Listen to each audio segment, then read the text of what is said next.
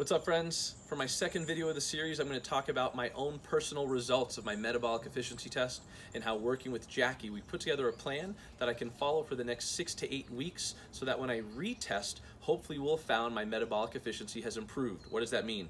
That means that our goal is that my body will burn fat for longer into my workout than it did on the initial test. Now, I've been a personal trainer for over 10 years, I've been an athlete for most of my life, and I followed pretty much every diet or nutrition plan under the sun in that time.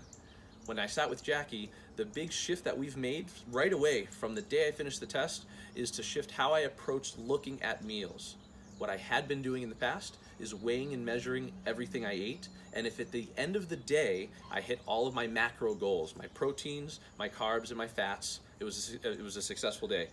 In working with Jackie, she said to shift that into thinking about eating a certain breakdown of food at every single meal, to stress less about weighing and measuring food and following what they call the intuitive eating model. Now, I'm not going to explain it perfectly, but the gist of it in my brain is that at every meal I like to have a 1-to-1 or a 2-to-1 carb to protein ratio.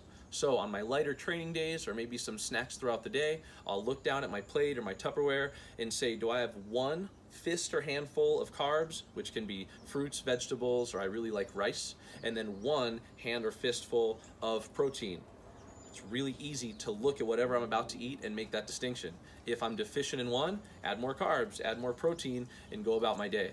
Weighing and measuring my food less, but still tracking everything, and just thinking about that hand model of 1-to-1 or 2-to-1, I found that at the end of the day, I'm still eating about the same amount of calories, which is crazy. A lot less stress for the same total caloric intake, and at each meal my body is eating the same-ish breakdowns of food, which is what it wants to do in order to prioritize whether it burns carbs or fat first. Now, we're not going to try and make any major changes to my diet right now. I'm leaving my total calorie intake about the same. And then in a couple of weeks, we're going to reassess and see if we make a little bit of adjustments in either my carb intake or my protein intake and go from there. But so far, it's been fun. Jackie's been super responsive, and we've made little tweaks here and there into how I think about food and what types of foods I can add in to diversify what I eat every day. But it's been great so far. My goals are maybe to lean out a little bit, but still be able to perform in the gym. Each athlete's gonna have different goals. Some people want to lose weight, others want to gain weight. So working with Jackie, you'll be able to find what's right for you. For me right now, it's maintaining.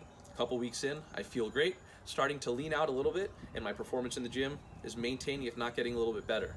So, a couple weeks in, next week I'll give you an update on what we've changed between now and then, but so far so good.